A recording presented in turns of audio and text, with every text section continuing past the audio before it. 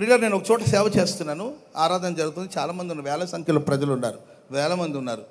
ఒక ఆయన ఎవరు వచ్చాడు, మన వాక్యం చెప్తున్నప్పుడు ఎవడైనా అడ్డం తిరిగాడు అనుకోండి, మనకు పిచ్చెక్కినట్టు ఉంటుంది. ఆడెవడో ఆడెవడో మనకు తెలియదు కదండి, నక్సలైట్లు వచ్చారో తెలియదు, మరి లేకపోతే ఉగ్రవాది వచ్చాడేమో మనకు తెలియదు కదా. అందుకే వింతగా ఎవడైనా చూస్తే మనం కంగారు పడతాం. ఒకడు వచ్చేసి ఇట్లా చూస్తున్నాడు, దాంట్లో ఆడవాళ్ళ వైపు చూస్తున్నాడు.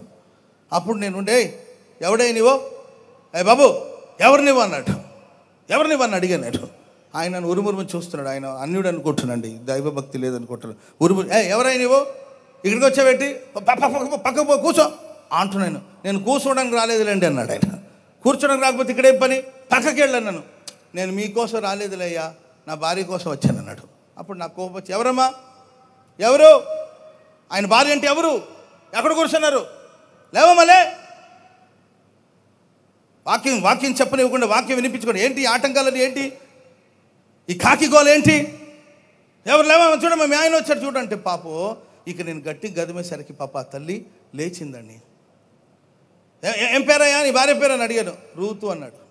అమ్మ ఎవరు, రూతు ఎవరు, లే పైకి అన్న. నేను మనం కూడా కొన్నిసార్లు ఓవర్ యాక్షన్ చేస్తూ ఉంటాం, తప్పు.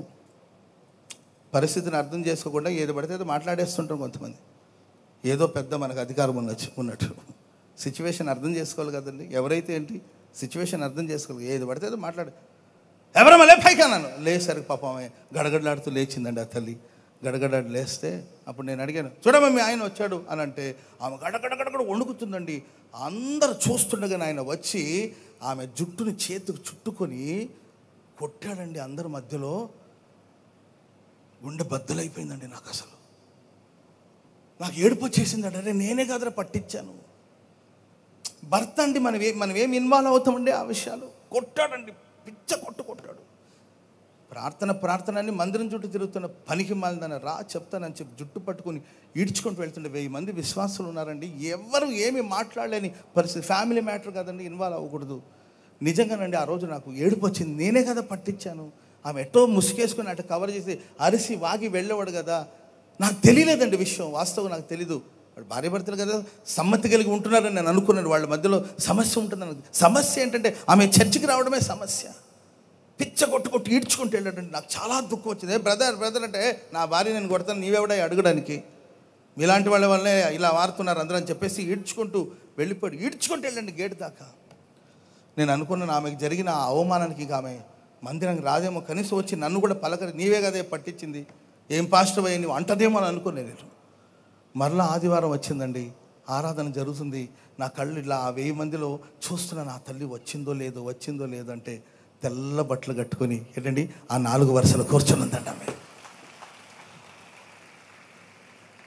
ఆ తర్వాత నేను ఆ తల్లిని పిలిచి, అమ్మ ఏంటమ్మా అట్లా కొట్టాడు, మరలా వచ్చావేంటమంటే, ఆయన కొడతానే ఉంటాడన్న పాపి, తెలియదని ఆయనకి తెలియదు. మీరేమనుకోదన్నయ్యా వచ్చి సంఘంలో అల్లరి అమ్మ నీవు అందరి మధ్యలో అల్లరి పాల, అదేముందులేనా క్రీస్తు ప్రేమ, ప్రభు నా మీద చూపిన ప్రేమ, ప్రభుని నేను ప్రేమిస్తున్న విధానంలో ఇవన్నీ చులకరిశ్రమ. స్తోత్రం చెప్పండి అందరు గట్టిగా. అదండి ప్రేమ. క్రీస్తు నిమిత్తం ఒక నింద వస్తే దాన్ని భరించలేకపోతున్నావు, క్రీస్తు నిమిత్తం ఒక అవమానం వస్తే దాన్ని భరించలేకపోతున్నావు, క్రీస్తు నిమిత్తం ఒక నష్టం వస్తే భరించలేకపోతున్నావు. ఇదా భక్తి. ఒక పెండ్లి కుమార్తె సంఘం ప్రభు కోసం ఏంటంటే నీ వస్తువులు ఇవ్వు, వాహనాలు ఇవ్వు, డబ్బివ్వు, సంపద ఇవ్వు, పదవి, ఇది కాదు సంఘానికి ఉండవలసిన లక్షణం. సంఘానికి ఉండవలసిన కాంక్ష ఏంటంటే కష్టాలైనా, నష్టాలైనా, అవమానాలైనా నీ సంపద వద్దు, నీవే కావాలి.